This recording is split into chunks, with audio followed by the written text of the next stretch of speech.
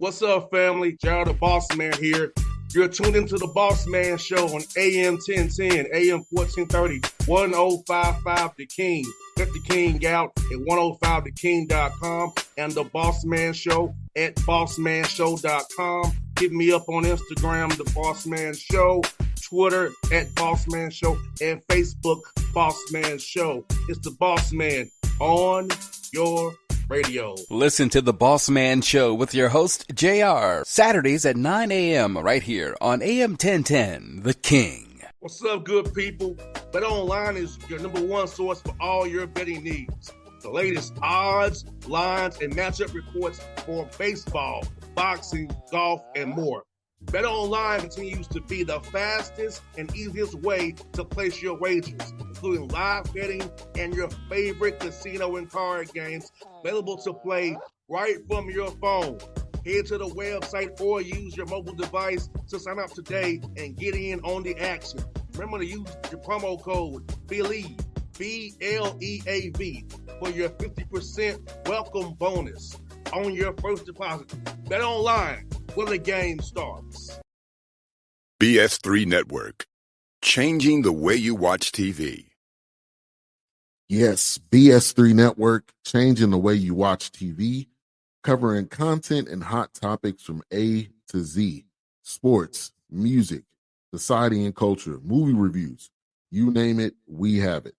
Check it out on bs3network.com or check us out on Roku, BS3 TV on Roku, as well as check out your favorite podcast on all podcast platforms or Spreaker.com/BS3 Network. You are now tuned to BS3 Network.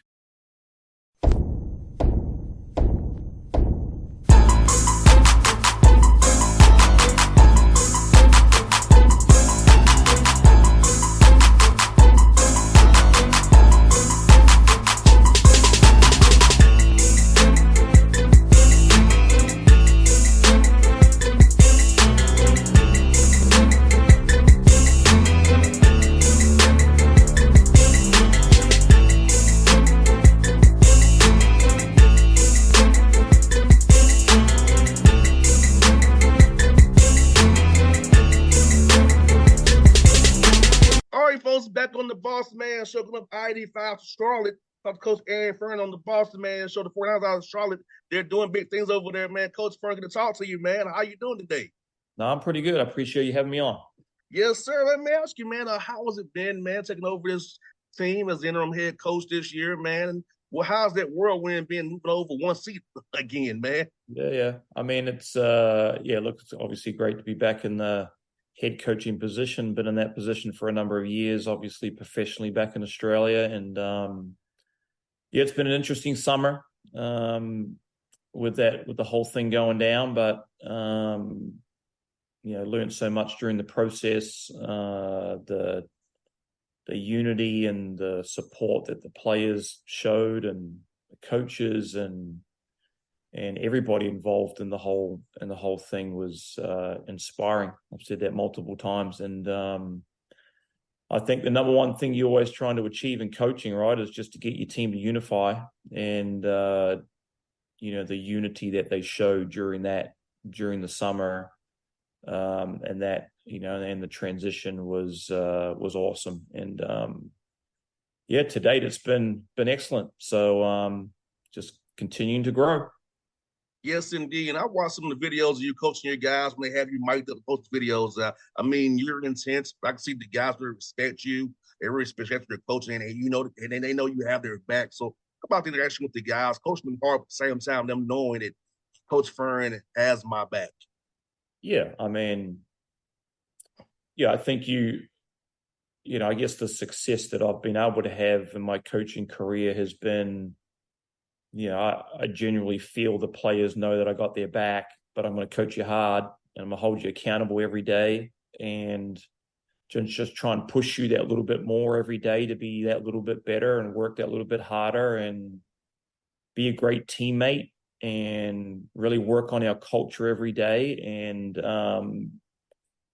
I do that, and I expect that from our staff and players. And and like I said, I'll get after you, but I love you too. And I really care for you, and I want you to have success. I don't want anyone here not to have success. And, sometimes there's some tough love, but then sometimes there's a great amount of fun and enjoy what we do. Because at the end of the day, you got to love what you're doing, and got to love coaching, and you got to love practice. And I always tell the guys, you got to love the hard, and you got to love the routine. And when you're in the midst and the grind of preseason, that's hard to do. You got to love the hard, and you got to love the routine, because the reward is obviously when we start playing. And as I said earlier, guys have been awesome. And Coach, let me ask you this for you. At what point in your life journey did you decide you want to get into coaching? Kind of what was that trigger for you to want to get into this business? Yeah, it probably started even when I was way back in New Zealand, because I lived in New Zealand for a long time, and I was coaching junior, young kids back then. And before I came to high school over here, and played high school and college basketball here, and then went back to Australia to play professionally, but was coaching at the same time. I don't know, just in the blood. I don't know. I mean, I don't even know if it's in the blood, like I don't have any family that are in that space, just coaches and high school coaches and that I've been around during my life. It's an area that I really liked and just want to help. I think you always want to give back to the game. The game's been so valuable for me, and you want to give back and give those that you are helping grow the tools to max out their potential and be successful. And I've been fortunate enough to coach kids in high school that have gone on to play in the NBA in Australia. Aaron Baines, Nate Jarwai, coached some guys in Australia that have gone on and play for our national team at Olympics and World Cups. And but then younger guys make state teams and national teams, and that's what it's about. Like, giving them the opportunity to play at the elite level, and that's what brings me a lot of joy. And Coach Fearne, for you, as you build this program out and hopefully you stay there long term, what are you looking for in a young man? I know you off the court for his intelligence, for his character, and what are you looking for the young man's character off the court in a player that you will love to have in this program? Yeah, I mean, when I'm obviously out evaluating and recruiting, I mean, this even happened with me, recruiting imports to come and play for me in Australia. Like, character's number one, like, are you a winner? Do you care for your teammates? How do you carry yourself with your body language? I always tell our guys here, how do you want to be seen? There are going to be a lot of people that will sit in crowds here at home or here or when we go on the road, and they don't know you, but they're going to see you. And how do you act on the bench? How do you act when you get subbed out? How do you interact with teammates? That stuff's really important to me. Ultimately, more important than actually how skilled you are. I've coached lots of skilled, talented players that lack some humility in that space of being a very good person and teammate. How respectful you are to opposition fans that are giving it to you, and do you have some character with that part of the game, because that's part of the game. That stuff's important. Obviously, you obviously need to have some skill, but a lot of players that play in the NBA play professionally around the world that are extremely talented, but just don't have that space fulfilled in an area in a way that needs to be at a really high level to be a great pro. And a lot of these college guys want to be pros. A lot of high school kids want to be pros. Well, the good pros, the great pros, are great people for the most part. And that's why they have sustainable success. It's about sustainable success, not short-term success. A lot of players that come out and have 1 or 2 years of unbelievable success, but the great ones are just good people. You got that right, Coach. I concur wholeheartedly. And now for you guys at Charlotte, Coach, you all moved to a new conference, the American Conference. So talk about moving to that conference, and how how much film have you been watching on your future opponents in the American? I kind of get a feel for them. It's your first time in that conference. Yeah, no, you're right. There's obviously a number of Conference USA teams that are going with us up to the American. There are a couple of American teams that are departing to go to other conferences, and then you got the rest that are there. Memphis, Wichita State, Temple, Tulsa, so on and so forth. So we know we're going up a level, but I'll also say this: like, FAU went to the Final Four. I mean, they're a top 10 team in the country. Like, they're one of the teams we're all got to worry about in the league. You got North Texas, UAB that were in the final of the NIT last year. There are 3 teams from our conference last year that were high level talent, great coaching, systematically very, very good, difficult to defend, complex defenses that you got to deal with. But obviously in the American, you've got Tulane, Memphis, Tulsa, Temple, like South Florida, East Carolina, like really good teams. They'll be big, they'll be athletic. You're just going up a level with size, and a lot of new coaches in the league too. So there'll be a little bit of unknown about exactly how those type of teams will play too. So,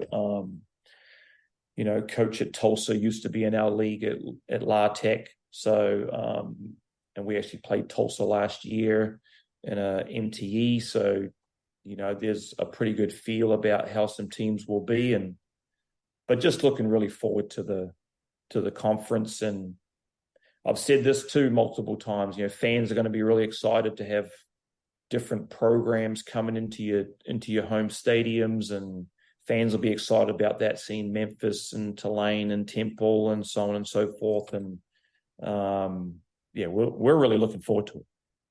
I hear that. And now I'm asking this coach Fearne, now being going up a level, does that change how you schedule non-con games? Now you don't have to get bought as much. You can maybe do some buying yourself now and do more do more home and home. So how was that? I know scheduling's hard for you, it's the hardest thing for you guys too, but as I recruited. So how has that calculus changed since you moved up a level? Yeah, that's a good question. Scheduling has been the most challenging this off season, not just for us, for everybody. Just the whole NIL collective space, and the money that you need for that, and support you need for that, and the support you need to go buy games, or, so on and so forth. Like, there's a science to those non-conference games. You got to get it as right. Can't be too easy, can't be too hard. You need some real challenging games in there. You need some games where you can really go grow and build and have some success, and then get challenged. And how you balance that out during the season is, in the non-conference schedule, is that's a science too. I don't know if there's a perfect science to it. I think everyone thinks they've got the formula, but with the transfer portal now too, and teams change so quickly, if you do have a home and home with a team, well, one team, the team might look like this, and the next year they may be a totally different team just because of the transfer portal. Like, it's very, very difficult and challenging right now. But I mean, to your question, we've got some tough opponents in there that are going to really, really challenge us, which we're really looking forward to. And I think that's what you want. Like, I want to go play against really good talent and really good coaching, and help us as a staff grow, and help our players grow, and prepare you for conference play, and ultimately for postseason play when you get into, conference tournament games and beyond that. So, getting the schedule right is tough, and it's been a really tough summer. Like I said, for everybody involved. Yeah, I've been in with some of my coaching friends and heard them on those calls. I'm like, man, this is. I don't envy you guys trying to schedule games, because I feel like some games make sense, but I know why it can't make sense. But I'm like, you should play this person, but I know why you don't do it. It's just trying to find that right calculus, get it just right, and the net ratings, all these different ratings out there. We don't know how it's calculated really. Oh, it's wild. Crazy. It's been wild. I mean, I would say that there would be over 100 teams in in Division I that still don't have their schedules completed. And we're middle of September. It's been really, really challenging. And I think it will get even more and more challenging. So, it's been tough. 100%. Now, Coach, for you, over this summer, who are some guys you want to really highlight who really has improved and do workouts this summer that we should look out for this season? Well, we'll get a player back that we missed. We missed a lot last year. Rob Braswell, he had that thumb issue and basically missed all of conference play. His experience being a sixth-year guy for us, it's just going to be awesome having him back. And his experience, obviously, Lakai Patterson last year and the contributions that he gave our team, be another level of responsibility that will go up for him, and obviously just going up a level on who we're playing. So those two will be big keys. Jackson Threadgill's growth and him being a fourth-year player for us. Some of the transfers that we had coming in, Deshaun Jackson from Washington State, super talented, next level talent. And, he's going to be a big part of what we can or can't do.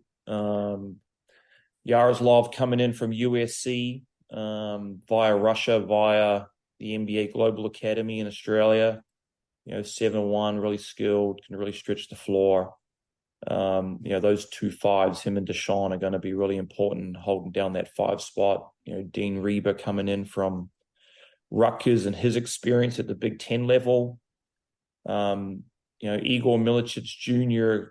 spent the summer with the Polish national men's team that ended up winning their pre-Olympic tournament. They'll be in the Olympic pre-qualifying tournament next summer. The experience that he would have got out just being with the professional men's team will be invaluable for him, and will help our program grow from that experience that he had. So Isaiah Folks taking another year, taking another step in his growth from last year's role that he played for us. And I think we've got a lot of pieces. I think we're very, very deep. We've got some younger guys that are going to really get an opportunity to show what they can do.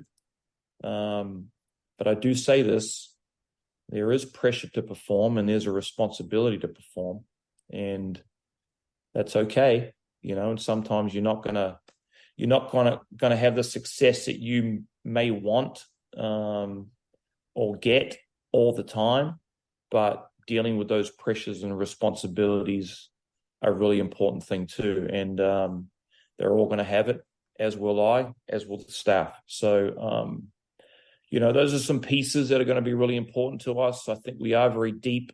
I think guys are going to have to play their roles really well on a consistent level. And if it's not your night, well, then other people have to step up. But, I think we've got some really good pieces. 100%. I think that's something that's so important, is like guys playing to their role. I know when I played, Coach Fearne, I was a football player by trade. So I knew I had to be a 3-and-D guy on the basketball court because my main trade was football. So I didn't have time to get a bag per se or work on my game. But I knew I could shoot and defend. I could play.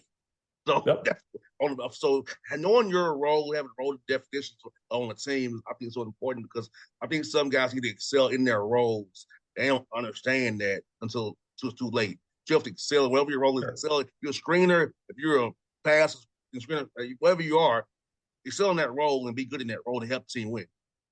Yeah, and as you know, roles get kind of established early, but they can change too. Those roles can change as the season goes on, and your role may increase or it may decrease, and that just comes down to performance. It's okay. Or systematically we may have to change some things so your role does change. But they'll be given opportunities, and obviously they have an opportunity every single day here at practice and in the weight room and taking care of business off the floor. that's part of circles back to what we first said, right? Your character, and bringing it every day, and doing that at a really high level, and being as professional as you can, and then going and performing. So your role definition and clarity is really important, but understand that those roles could change too. And that's one for your coach, this man. You're not in the gym working hard, coaching your team in the office. How do you go about trying to get away from the court and decompress and find some time to get away from basketball and enjoy life? Yeah, it's a good question. That's a tough one. Our son is a walk-on for us. Our daughter plays at Bowling Green in the MAC. My wife is a middle school girls head coach. I'm a head coach, so it's just basketball all the time. I guess my little get away with it, when growing up in New Zealand, I lived on the farm and just have those traits of being a worker on the farm, if you notice, you know what I'm saying. So my getaway is, I feel like I'm pretty handy, like I can get out in the garden and take care of the garden, and where we live, that takes a bit of work to maintain that. And but it's also a bit of a thinking space for me, because I can just kind of get away with it and put some headphones in and listen to some podcasts, or just simply just think about things.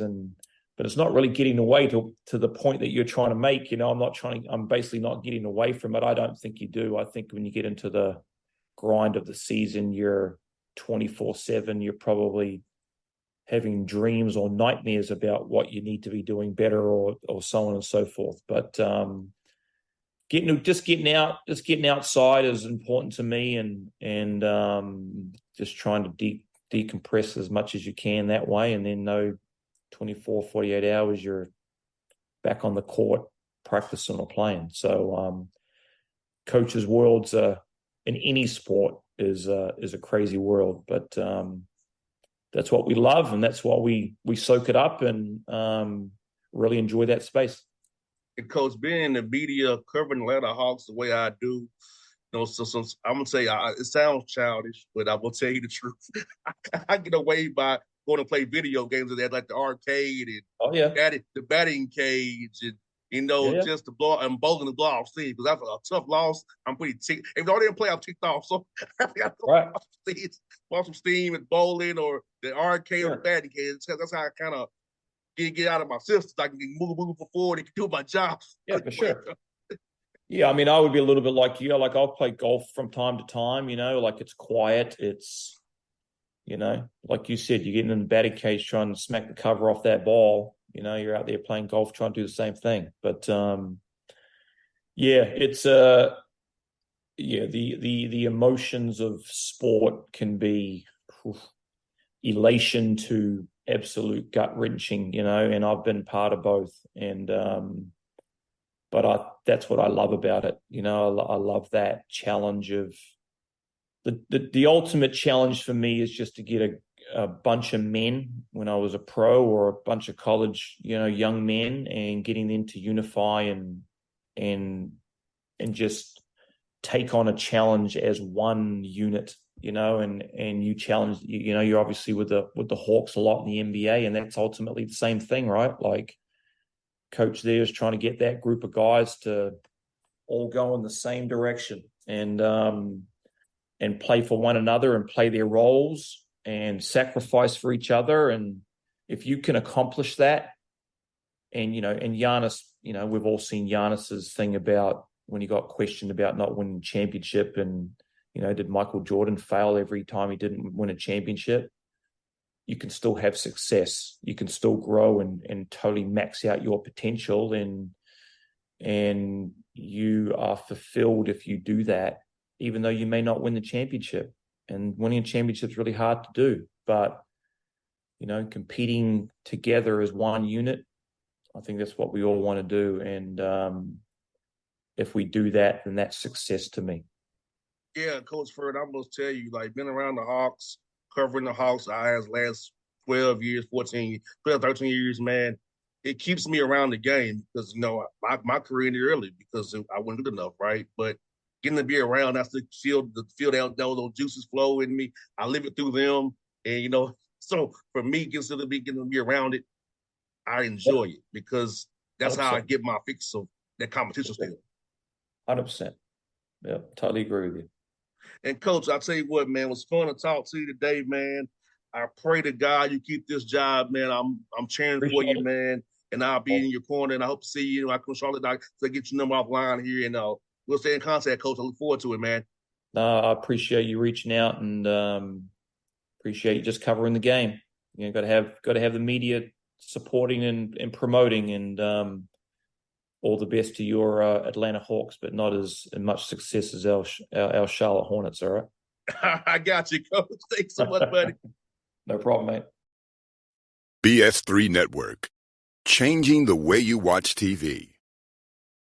Yes, BS3 Network, changing the way you watch TV, covering content and hot topics from A to Z, sports, music, society and culture, movie reviews, you name it, we have it. Check it out on bs3network.com or check us out on Roku, BS3 TV on Roku, as well as check out your favorite podcast on all podcast platforms or Spreaker.com/BS3 Network. You are now tuned to BS3 Network.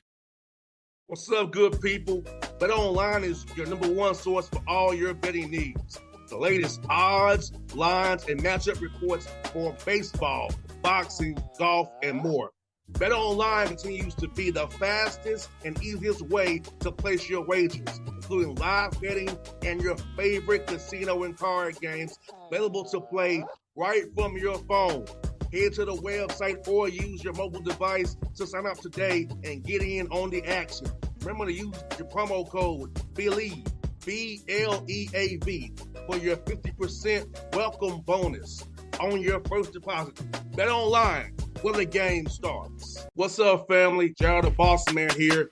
You're tuned into the Bossman Show on AM 1010, AM 1430, 1055 The King. Check The King out at 105theking.com and the Bossman Show at bossmanshow.com. Hit me up on Instagram, The Bossman Show, Twitter at Bossman Show, and Facebook, Bossman Show. It's the Bossman on your radio. Listen to The Bossman Show with your host, JR, Saturdays at 9 a.m. right here on AM 1010, The King.